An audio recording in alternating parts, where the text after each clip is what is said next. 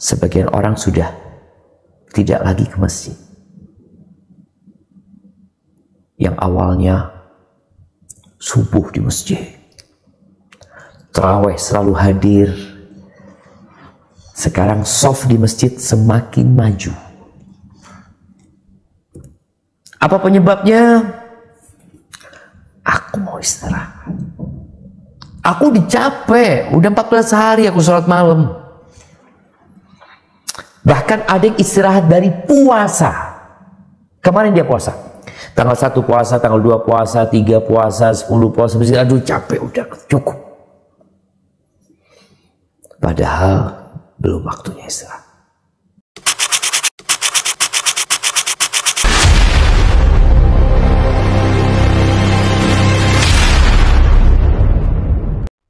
Assalamualaikum warahmatullahi wabarakatuh. Alhamdulillah alladzi bi ni'matihi tatimmu shalihat. Segala puji bagi Allah Jalla Jalaluhu yang karena nikmatnya kebaikan-kebaikan menjadi sempurna. Yang karena rahmatnya niat-niat baik hamba dapat terlaksana.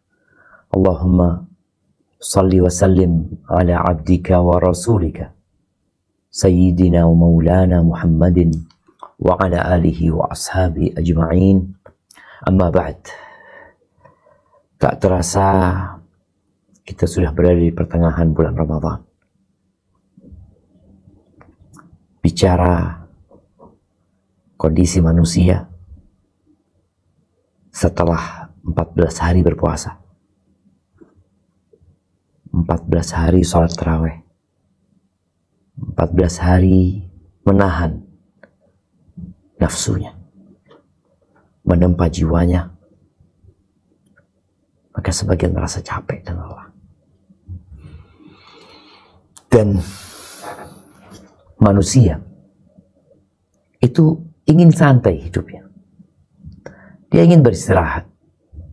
Karena beristirahat itu mengasyikkan, ditunggu dan dinanti, serta diharapkan. Kita lihat seorang anak yang masih kecil, dia berpikir, kapan aku jadi besar?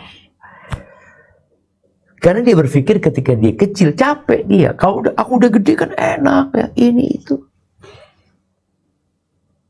Yang muda, yang udah muda, dia berpikir Allah enaknya jadi anak-anak.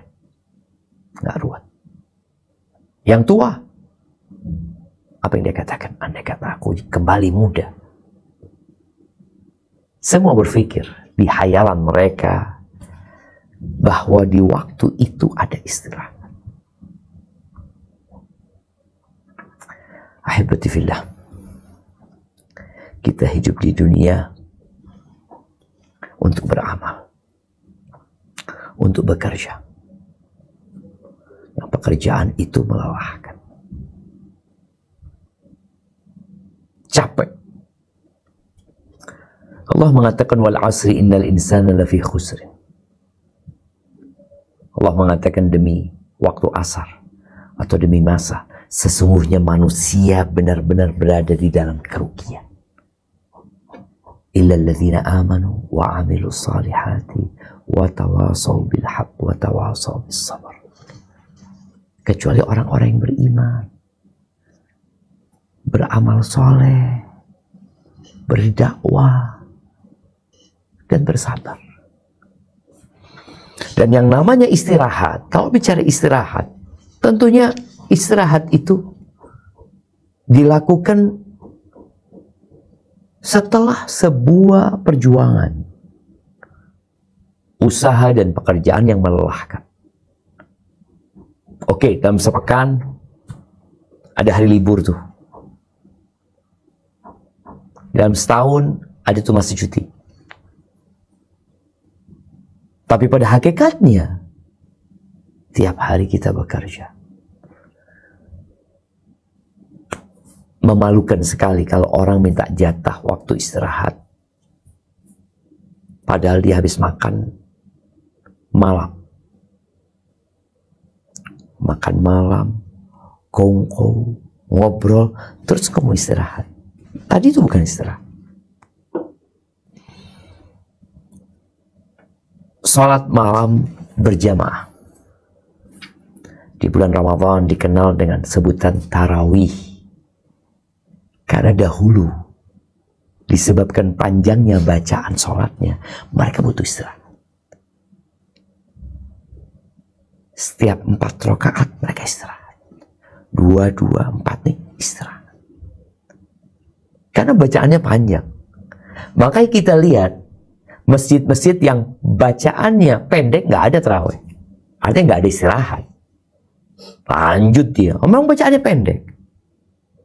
Bacaannya qul huwallahu ahad, qul a'udzu birabbil falaq. Terus nanti baca idza jaa nasrullahi wal fath. Sama baca wal asri. Mau istirahat, nggak pantas. Makanya nggak istirahat. Mereka lanjut sampai 23 baru istirahat. Tapi dulu 4 rakaat istirahat. Karena boleh jadi 4 rakaat yang dibaca pada waktu itu sama dengan 23 rakaat yang dibaca di sebagian masjid ya, yang mungkin bacaannya memang pendek. Ahibati fillah, dengan berlalunya Ramadan ini yang setengahnya, sebagian orang sudah tidak lagi ke masjid. Yang awalnya subuh di masjid, tarawih selalu hadir, sekarang soft di masjid semakin maju. Apa penyebabnya? Aku mau istirahat. Aku dicapek, udah 14 hari aku sholat malam. Bahkan ada yang istirahat dari puasa. Kemarin dia puasa. Tanggal 1 puasa, tanggal 2 puasa, 3 puasa, 10 puasa. Aduh capek, udah cukup. Padahal belum waktunya istirahat. Yang kemarin sibuk membaca Al-Quran, termotivasi untuk menghatamkan bersama artinya, kayaknya sebagian sudah mulai loyo. Yang kemarin 1 hari dapat 3 juz, sekarang sudah mulai 1 juz pun dengan penuh perjuangan. Mungkin mereka merasa capek, kita merasa lelah, mau istirahat. Ada sebuah kisah yang diceritakan oleh Abdul Malik ibn Qarib al-Basri, yang terkenal dengan sebutan Al-Asma'i. Dia salah seorang ilmuwan dalam ilmu bahasa. Pernah dia dari Basrah ya, pernah dia Ramadan di Mekah.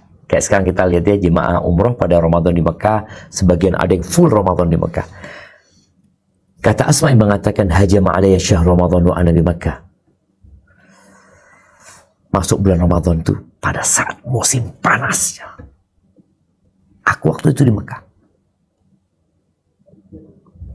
Fa kharajtu ila Taif li asuma biha haraban min harri Makkah. Kita tahu beribadah di tanah haram berbeda dengan beribadah di luar tanah haram. Mekah memiliki keutamaan tersendiri. Tapi karena panas, Asma ini kabur dari kota Mekah menuju ke Taif. Karena Taif dataran tinggi yang lebih sejuk ya. Mungkin dia bisa lebih santai puasanya dibandingkan kalau dia puasa di Mekah. Ya, dia berangkat ke Taif untuk melarikan diri dari panasnya kota Mekah. Falaqiyani a'rabi. Dalam perjalanan menuju ke Taif, ketemu orang Badui. Maka aku tanya sama dia, aina turid? Engkau mau kemana? Apa kata Badui ini? Uridu hadzal baladal mubarak li asuma hadzal syahrul mubarak. Aku ingin menuju ke negeri yang penuh dengan berkah ini, yakni Mekah, untuk puasa di bulan yang penuh dengan berkah ini, di kota itu, di negeri itu. Apa kata Asma'i? Melihat orang ini, dia kabur dari Mekah untuk cari tempat yang sejuk, sedangkan orang ini dari Taif menuju ke Mekah dalam rangka mencari berkahnya kota Mekah di bulan yang penuh dengan berkah. Ama takhaful har? Apakah kau nggak takut panas? kata Badui ini, minal harri afir. Dari kepanasan aku kabur. Dari panasnya neraka Jahannam aku melarikan diri. Subhanallah.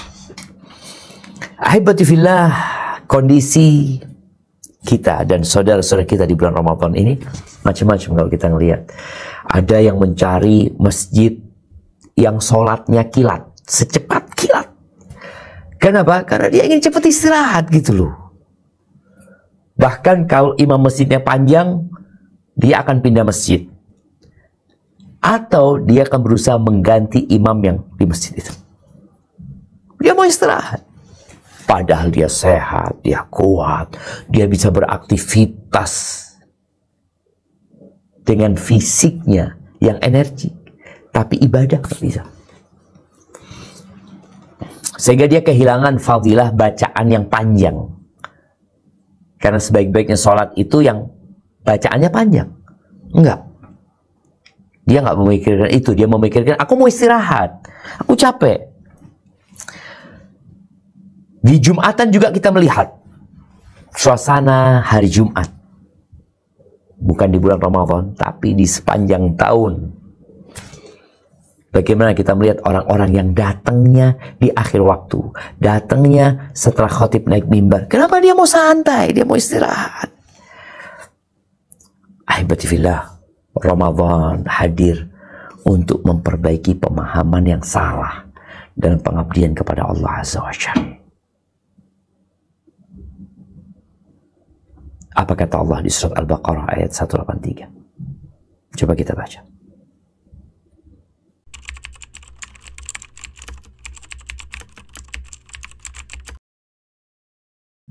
Ya, kewajiban ini melelahkan.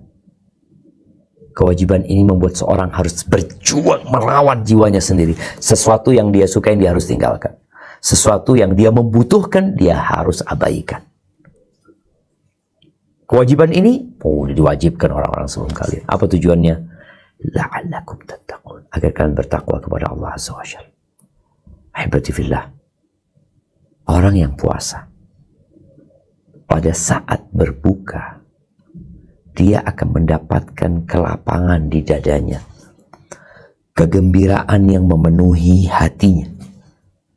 Setelah dia berjuang menahan lapar dan haus di siang hari, dapat tuh istirahat, dapat tuh santai, dapat tuh kesenangan setelah perjuangan. Ini loh pelajaran yang seharusnya kita ambil. Lis-shaimi farhatan. Buat orang yang berpuasa ada dua kegembiraan. Farhatun 'inda fitri wa farhatun 'inda liqa'i rabbih. Yang pertama adalah kegembiraan tatkala dia berbuka. Oh, Masya Allah, dia duduk, alhamdulillah, gimana senangnya hatinya. Bedakan dengan orang yang pura-pura puasa dan ikut buka bersama. Ada orang nggak puasa, dia ikut buka bersama, duduk, padahal dia nggak puasa, nggak ada kegembiraan dia. Buka puasanya pura-pura, kegembiraannya pun pura-pura. Dia akan mendapatkan istirahat setelah capek. Makanya di antara doa ketika berbuka apa? Dhahabat dhama wabtallatil uruq wa thabatal ajru insyaallah. Haus itu pergi, urat-urat pun basah, dan pahala akan ditetapkan insya Allah. Istirahat setelah capek. Maka kalau mereka berpikir, enggak, anak capek, engkau capek, mau istirahat. Apa capekmu? Apa lelahmu? Ya, bagaimana rasanya orang yang habis sholat tarawih 11 rakaat atau 23 rakaat yang dibaca satu juz, ya panjang bacaannya, imam rukuknya panjang, ya sujudnya panjang, Allahu Akbar. Ketika imamnya sampai ke sholat witir, sampaikan kita sholat witir nih, imamnya baca Sabbih isma rabbikal a'la, kemudian rakaat kedua membaca Qul ya ayyuhal kafirun. Kemudian di penutupnya membaca Qul huwallahu ahad, Allahu samad, lam yalid wa lam yulad, wa lam yakul lahu kufuwan ahad. Dia rukuknya sudah penuh dengan keistirahat. Merasakan perjuangan itu. Ketika dia salam, Assalamualaikum warahmatullah, Assalamualaikum warahmatullah. Selesai sholatnya, Subhanal Malikil Quddus. Istirahat. Ada waktu istirahat. Tapi setelah capek. Dan inilah hakikat yang difahami oleh generasi terbaik, oleh generasi terbaik umat ini. Allah berfirman di surat Asy-Syarah ayat 7 dan 8. Coba kita baca.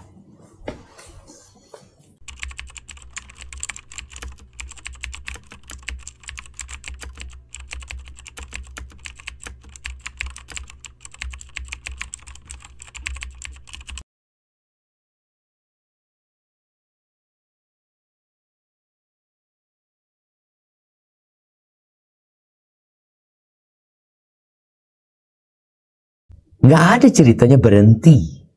Yang ada berpindah dari satu aktivitas ke aktivitas selanjutnya.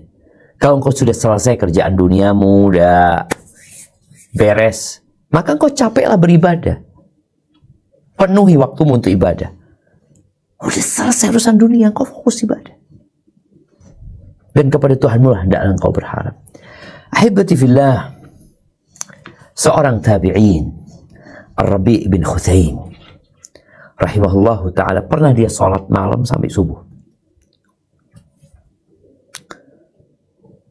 Akhirnya ditegur sama keluarganya, dikatakan, at'abta nafsak, engkau ini sedang menyiksa dirimu, melelahkan dirimu sendiri. Apa kata Rabi' ketika ditanya seperti itu? Rahatuha urid, aku nih menginginkan istirahatnya. Bagaimana dia bisa rehat, bisa santai? Maka aku capek. Hasan Basri juga seperti itu. Ketika dilihat ibadahnya begitu bersemangat, dikatakan, at'abta nafsak, kok buat capek dirimu sendiri. Bal rahataha urid, akan tetapi yang aku inginkan adalah istirahatnya. Maka orang yang mau istirahat, orang yang mencari istirahat, nggak ada jalannya kecuali dengan melelahkan dirinya dalam ketaatan kepada Allah Azza wa Jalla. Engkau bilang, aku mau istirahat. Kau bikin capek dirimu, engkau akan istirahat. Tapi hal ini tidak lagi menjadi target kebanyakan umat Islam. Yang ada, mereka mencari istirahat dengan meringankan ibadah mereka. Seakan-akan Ramadan ini ibadah yang berat sekali, tarawih itu beban buat dia. Rasulullah SAW mengatakan kepada Bilal, "Qum ya Bilal, fa'arih Nabi salah." Bilal, ayo bangkit Bilal, kumandangkan azan. Bikin kita istirahat dengan sholat. Istirahat dengan sholat. Yakni ibadah itu sendiri tempat istirahat. Bukan istirahat dari sholat. Engkau mendapatkan kelezatan, ketenangan, kedamaian, ketentraman, kerahatan dengan ibadah itu. Tapi gara-gara salah persepsi di bulan Ramadan, berapa banyak orang-orang yang puasa memilih untuk tidur di siang hari Ramadan karena untuk meringankan beban puasa dia.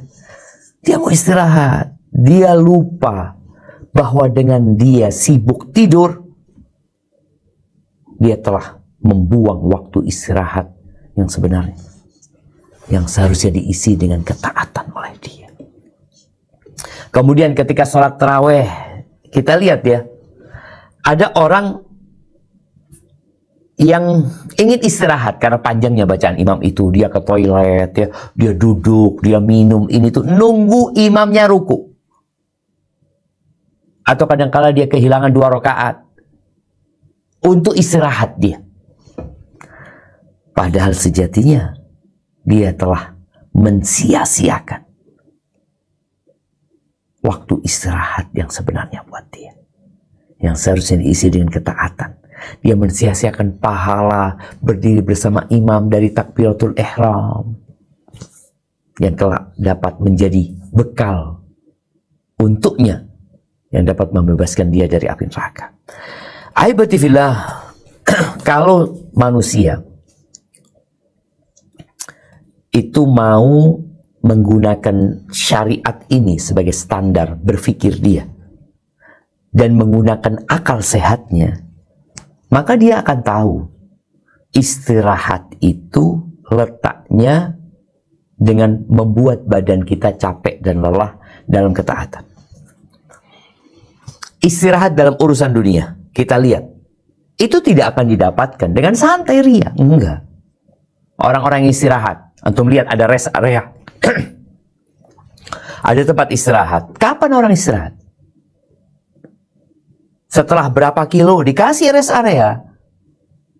Karena orang berpikir, nggak mungkin lah rest area mau dibikin tiap 500 meter ada rest area, rest area, rest area. Enggak. Secara akal sehat, yang namanya waktu istirahat itu kapan? Setelah kau capek dan lelah. Dan yang namanya santai itu tidak akan mengantarkan kepada kejayaan. Bagaimana dengan akhirat yang lebih baik dari dunia, lebih kekal dari dunia? Engkau mau istirahat sebelum engkau berjuang dan capek, nggak bisa. Barang siapa yang memilih untuk banyak istirahat, dia punya rest area yang banyak dalam kehidupan ini. Terlalu banyak rest area dia nggak mau capek, dia tahu perjalanannya umpamanya dari Jember ke Jakarta 1000 km anggap. Nah, 1000 km. Dia mau istirahat setiap 1 kilo. Setiap 5 kilo. Istirahat. Apa yang terjadi? Dia akan kehilangan waktu istirahat sebenarnya. Kawan-kawan dia sudah capek. Kawan-kawan dia sudah sampai ke tempat tujuan. Mereka bersantai ria. Dia belum nyampe. Kenapa? Kebanyakan istirahat. Sampai ada yang mengatakan, man talaba raha taraka raha. Barang siapa yang ingin istirahat, dia akan meninggalkan istirahat. Dalam proses mencari istirahat, dia harus tinggalkan istirahat. Kalau tidak, dia akan kehilangan waktu istirahat yang sebenarnya. Al-Imam Ibnul Qayyim rahimahullahu ta'ala, beliau mengatakan, al-makarim manutatun bil makarih. Kemuliaan, kejayaan, itu terikat dengan hal-hal yang dibenci oleh jiwa. Wasa'ada la yu'bar ilaiha illa ala jisl masyaqqah. Kebahagiaan itu tidak akan dicapai kecuali dengan melewati jembatan kesusahan. Orang yang mau bahagia itu harus lewat jembatan kesusahan. Ada sirat yang berada di atas neraka jahanam. Fala tuqta' masafatuha illa fi safinatil jiddi wal ijtihad. Jarak menuju ke tempat istirahat, jarak menuju kejayaan, jarak menuju tempat istirahat yang sebenarnya itu nggak bisa dilalui kecuali dengan perahu yang isinya perjuangan dan kesungguhan. Kemudian beliau juga mengatakan al-masalih wal khairat wal ladzat. Beliau mengatakan kesenangan, kelezatan, kebaikan, kesempurnaan, semuanya tidak didapat kecuali dengan kesusahan. Harus menyeberangi jembatan capek dan kelelahan. Waqad ajma'a uqala kulli ummah. Setiap orang yang berakal sehat dari semua umat itu telah bersepakat annan na'ima la yudraku bin na'im, bahwa kenikmatan tidak dapat diraih dengan kenikmatan. Wa anna man athara rahata fatathu raha.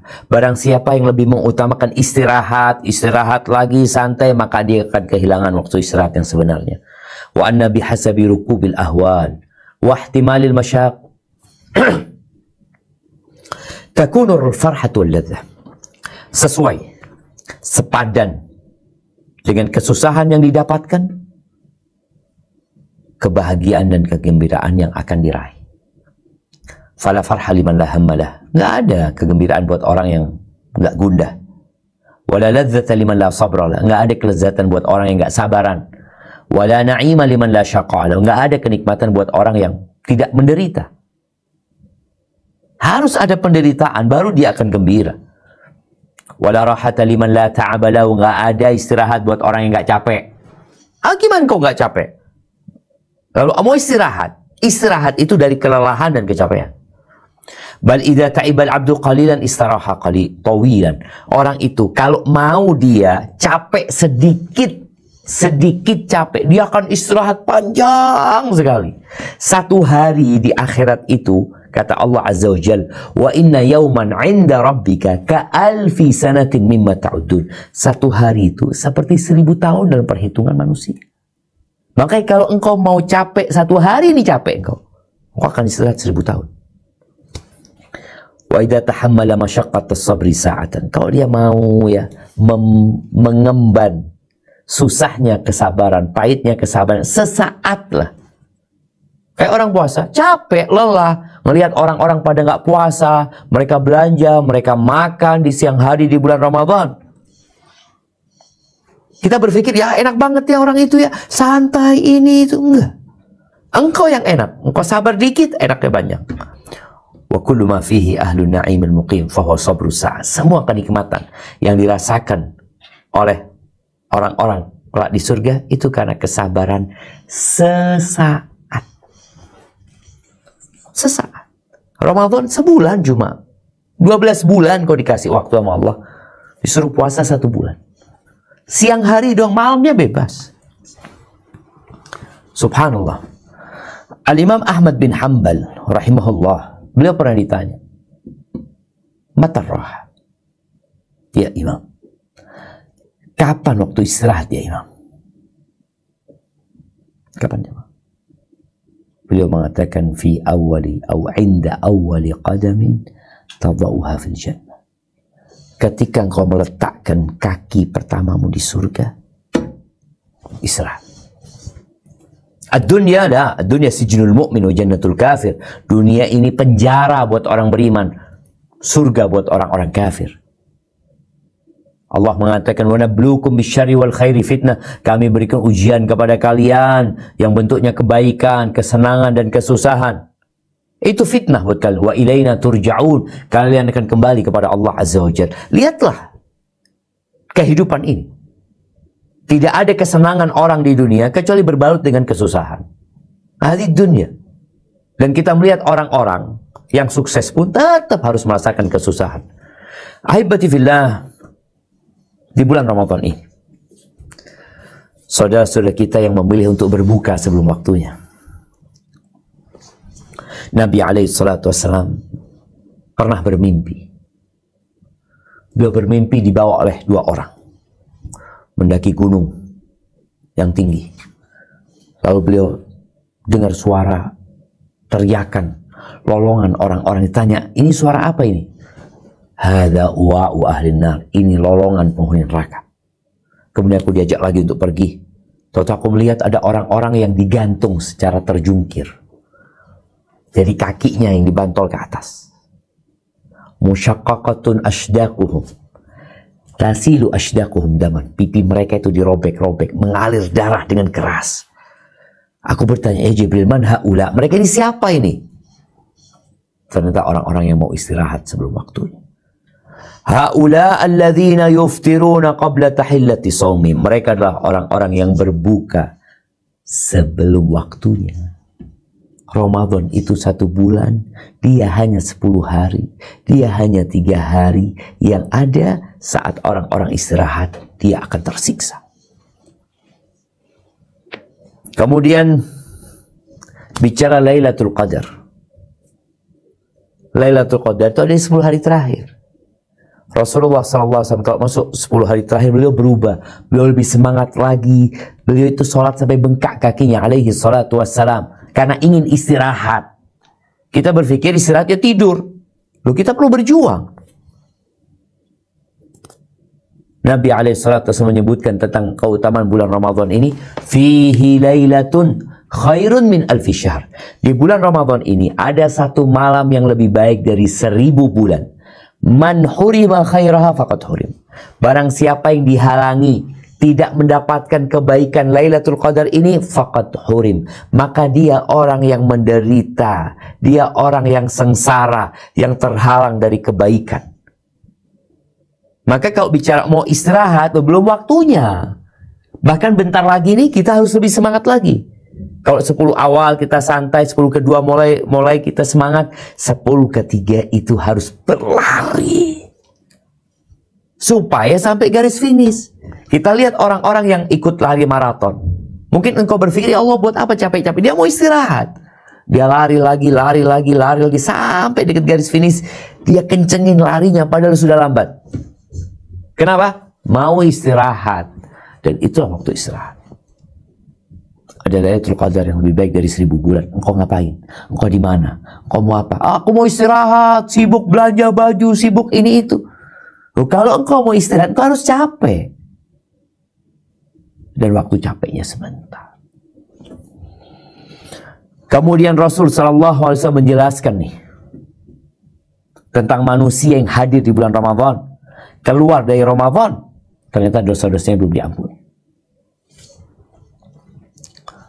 Apa kata Nabi SAW? Syaqiyun abdun adraka Ramadan thumman salakha min falam yughfar lahu. Celaka seorang hamba, melarat seorang hamba yang dia hadir di bulan Ramadan. Selesai Ramadan, dosa-dosanya nggak diampuni.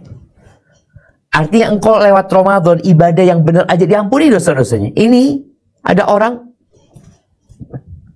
biasanya ini orang-orang yang mau istirahat, yang mau hidup santai sebelum waktunya. Ahibati fillah, Allah Jalla Jalaluh menjadikan dunia ini darul amal, negeri untuk beramal. Maka kita beramal nggak dapat apa-apa. Iya, balasannya nanti. Di dunia Allah akan berikan taufik, Allah akan berikan balasan. Tapi balasan yang sempurna itu nanti di akhirat. Ketika manusia membutuhkan hal itu. Tapi karena ada orang-orang yang tidak percaya, maka dia tidak beramal. Ahibati fillah, huffatil jannah bil makari, wa huffatin nar bisyahwat. Surga itu dipagari dengan perkara-perkara yang dibenci oleh jiwa. Jadi orang kalau mau masuk ke surga nggak bisa santai. Tadi kita bicarakan untuk sukses di dunia nggak bisa santai. Tanyalah orang-orang yang sekarang sukses. Bagaimana kehidupan mereka dahulu? Berjuang mereka, capek dan lelah. Mereka ngirit hidupnya, mereka hidup di rumah yang kecil, mereka kerja dari pagi sampai sore, terus setelah itu baru nampak hasil dari pekerjaan mereka. Wa huffatin nar bisyahwat. Neraka itu dikelilingi dengan syahwat. Dengan hal-hal yang disenangi oleh jiwa manusia yang ingin santai, masuk neraka. Ahibati fillah. Maka di bulan Ramadan ini, tolong agendanya dilihat kembali. Apa yang sudah dicapai, apa yang belum dicapai, apa yang sudah dimulai, apa yang sedang proses untuk selesai. Soalnya kalau tidak, yang ada semangat itu semakin turun, karena kita lelah dan capek. Kemudian membaca fadilah-fadilah Ramadan, lagi dibaca. Fadilah 10 hari terakhir di bulan Ramadan, fadilah berbagi makanan dengan orang-orang miskin. Insya Allah dengan cara seperti itu, ya harapannya kita akan lebih baik lagi. Barakallahu fiik. Anda rasa itu sebagai pembuka kita masuk ke sesi tanya jawab. Anda kembalikan ke moderator. Jazakillah khair. Jazakallahu khairan Pak Ustadz atas nasihat, ilmu dan pencerahannya kepada kami. Semoga Allah memudahkan kami semua untuk dapat memahami dan mengamalkannya. Pertanyaan pertama Pak Ustadz. Bolehkah kita berzakat fitrah untuk guru kita, misalnya guru ngaji, sementara beliau tidak termasuk golongan fakir miskin? Memberikan zakat kepada dia. Zakat fitrah. Iya, diberikan kepada dia atau mengeluarkan zakat buat dia.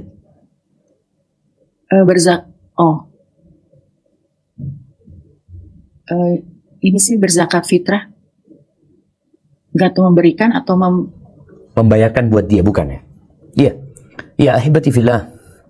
Bicara zakat fitrah ini kan menjadi wajib dibayarkan di akhir Ramadan, bukan hanya yang berpuasa. Anak-anak pun dizakatin fitrahnya. Bagaimana dengan guru kita? Kalau kita mau bayarin, bukan membayar kepada dia, membayarin buat dia, dikasih tahu, Ustaz, ana udah bayarin zakat fitrah buat Ustaz. Jadi Ustaz itu sudah bayar zakat, cuma kita yang bayarin. Tapi kalau bicara memberikan zakat fitrah kepada guru kita, kepada guru ngaji umpamanya, apabila dia tidak masuk kategori yang berhak mendapatkan zakat, maka nggak boleh. Karena zakat fitrah itu lebih ditujukan kepada fakir miskin. Ada yang memasukkan kepada perkara ini 8 golongan yang berhak menerima zakat. Jadi kalau dia tidak termasuk dari 8 golongan tersebut, maka kita tidak boleh memberikan zakat fitrah kepada mereka. Di sini pentingnya memastikan. Jangan sampai kita salah memberi. Karena ada orang nggak mau capek, udahlah kasihkan ke guru, kasihkan ke tetangga. Loh, belum tentu dia berhak mendapatkan. Maka hendaklah berhati-hati ketika mengeluarkan zakat fitrah, yang diantara tujuan zakat fitrah itu untuk memberikan makan kepada orang-orang miskin, fakir miskin, sehingga di hari raya dia nggak minta-minta, dia bisa merasakan kegembiraan dirasakan oleh orang-orang lainnya, dan untuk menebus kesalahan-kesalahan dia ketika sedang berpuasa. Hadza wallahu a'lam bishawab. Nah, Pak Ustadz, jazakallahu khairan atas jawaban dan nasihatnya. Yang pertanyaan kedua, apakah ciri-ciri seseorang mendapatkan malam Lailatul Qadar? Amalan para sahabat apa untuk meraihnya? Barakallahu fiik. Nah, ahibati fillah. Kalau bicara apa ciri-ciri mendapatkan Lailatul Qadar, ini berkaitan dengan ciri-ciri amalan kita diterima. Yang jelas Lailatul Qadar itu ada di 10 hari terakhir. Semua orang akan melewatinya. Tapi apakah dia mendapatkan Lailatul Qadar atau tidak? Ya tergantung kondisi dia di malam itu. Dia sedang ngapain? Ada tanda-tanda alam di malam itu. Ketenangan, kedamaian, ya. Tidak seperti di malam-malam sebelumnya.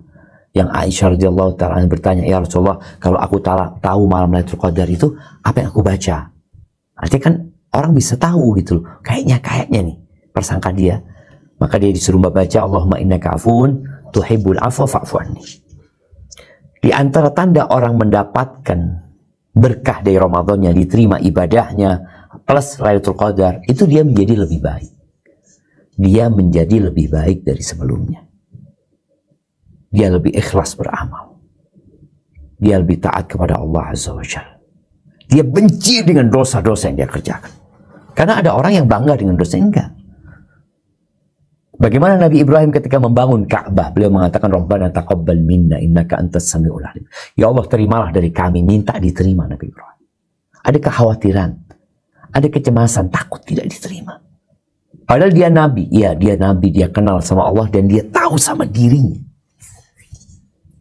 Maka orang yang mendapatkan Lailatul Qadar itu, yang jelas ketika engkau 10 hari terakhir itu full ibadah di malam harinya, menghidupkan malamnya dengan ibadah, insya Allah engkau akan mendapatkannya.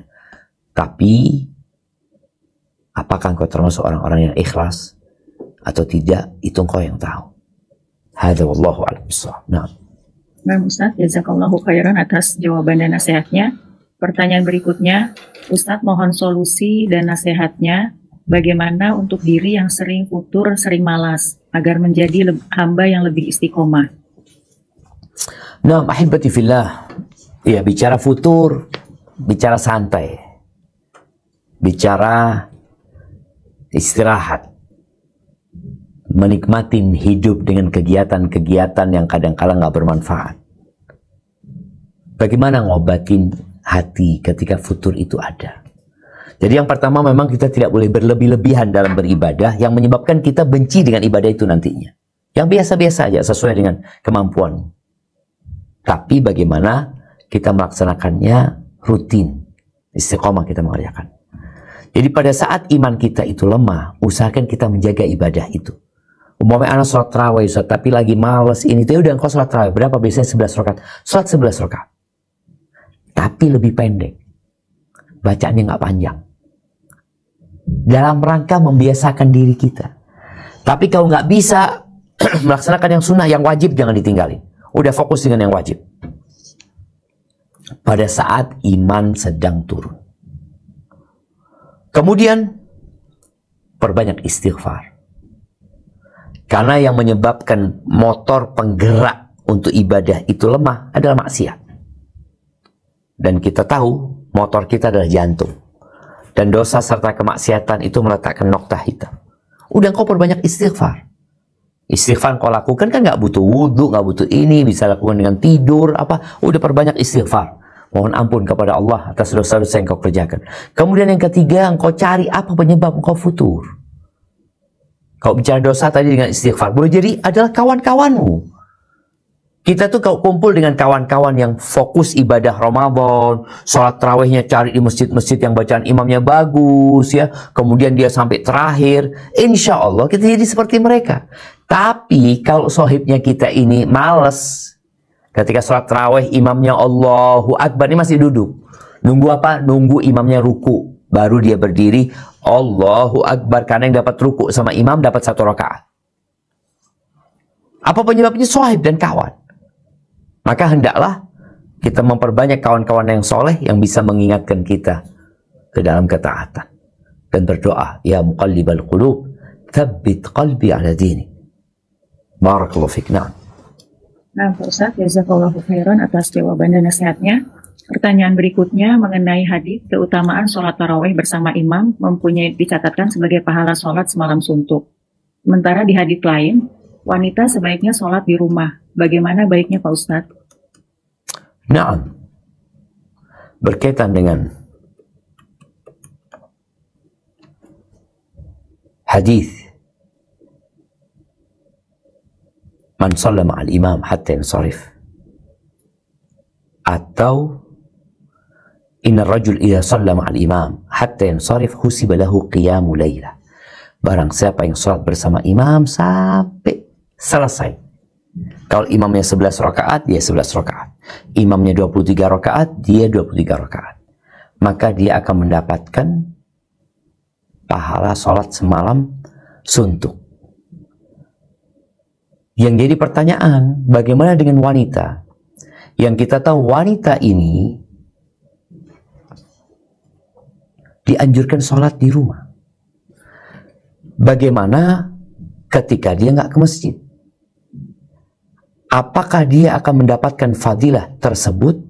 Ya karena memang syariatnya dia nggak berjamaah, ya insya Allah sholat dia di rumah tetap lebih baik. Namun jamaah, berkaitan dengan sholat tarawih ini, sebagian ulama menyebutkan ini termasuk syiar. Syiar seperti sholat, bahkan sebagian menyamakannya dengan sholat Idul Fitri. Karena sudah menjadi syiar yang dilaksanakan. Bagaimana ketika sholat Idul Fitri, perempuan-perempuan pun berangkat ya. Mereka sholat di musola Id. Mereka yang datang bulan pun diperintahkan untuk menuju ke lapangan sholat Id ya. Maka bagi wanita apabila dia bisa sholat di masjid umpamanya, sholat di masjid. Di masa Umar bin Khattab itu imamnya 2. Ada imam yang khusus laki-laki, ada imam yang khusus perempuan. Ini di masjid. Tapi memang disebutkan Aisyah radhiyallahu taala anha itu sholatnya di rumah. Pakai imam juga. Ada maulah dia ya, yang menjadi imam, yang dia membaca dengan memegang mushaf. Jadi mungkin buat wanita yang di rumah pun, kalau memang dia mau berjamaah, silahkan berjamaah di rumah. Dia cari imam untuk sholat tarawihnya. Kalau imamnya mungkin nggak hafal, bisa dengan memegang mushaf. Semoga dengan dia sholat bersama imam itu, walaupun nggak di masjid, tadi di rumah, dia mendapatkan fadilah sholat semalam suntuk. Wallahu a'lam bishawab. Nah, Pak Ustadz, jazakallahu khairan untuk nasihatnya.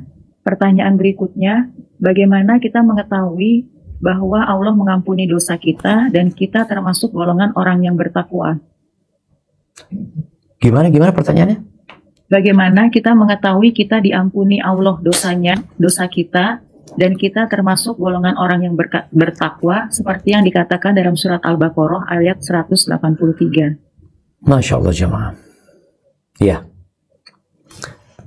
Allah Azza wa Jal berfirman di surat Al-Mu'minun. Coba dibuka surat Al-Mu'minun ya. Di ayat 61, bentar.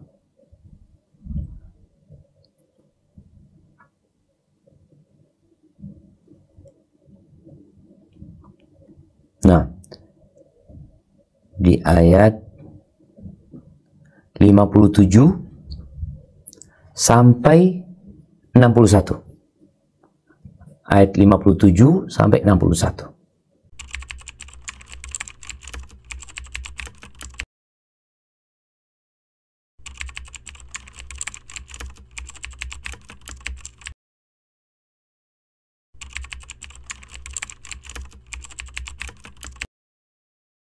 Ini beberapa kriteria orang-orang bertakwa.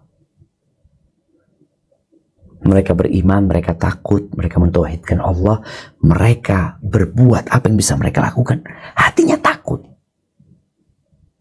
Ketika ayat ini turun, Aisyah tanya, "Ya Rasulullah, yang dimaksud mereka berbuat, mereka melakukan apa yang mereka lakukan, mereka memberikan apa yang mereka berikan, dalam kondisi hati mereka takut ini, apakah nih orang yang mencuri, yang berzina,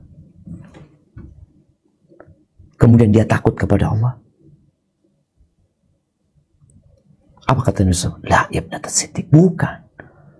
Tapi ayat ini berbincang tentang orang yang sholat, orang yang bersedekah, orang yang puasa, dan dia takut tidak diterima. Jadi tanda orang bertakwa itu adalah orang yang senantiasa takut kepada Allah, takut tidak diterima. Sehingga dia terus memperbaiki dirinya. Maka dikatakan ulaika yusari'una fil khairat. Mereka orang-orang yang terus berlomba-lomba dalam kebaikan. Karena biasanya orang kalau sudah tahu diterima amalannya, dia tahu dosanya udah diampuni, dia jadi santai. Sudah selesai. Enggak. Dia orang takut. Makanya mereka berlomba-lomba, bersegera dalam kebajikan-kebajikan. Kalau engkau setelah Ramadan, setelah bertobat, engkau benci dengan dosa-dosamu, dan engkau tidak berharap kembali ke sana, dan engkau orang yang terus berusaha untuk berbuat kebaikan, insya Allah itu jadi tanda. Tapi tetap kita berburuk sangka kepada diri kita. Takut nggak diterima. Ini orang takut. Maka ketika dia takut, dia akan memohon kepada Allah. Ya Allah, terimalah dari kami, ya Allah. Ampuni dosa-dosa kami, ya Allah. Nggak berhenti dia berbuat baik dan tidak berhenti bertobat kepada Allah Azza wa Jalla. Dan kemudian di surat Ali Imran ayat 134 135. Ini juga kriteria tentang orang-orang yang bertakwa. Kalau engkau masuk kriteria ini, semoga engkau masuk orang bertakwa.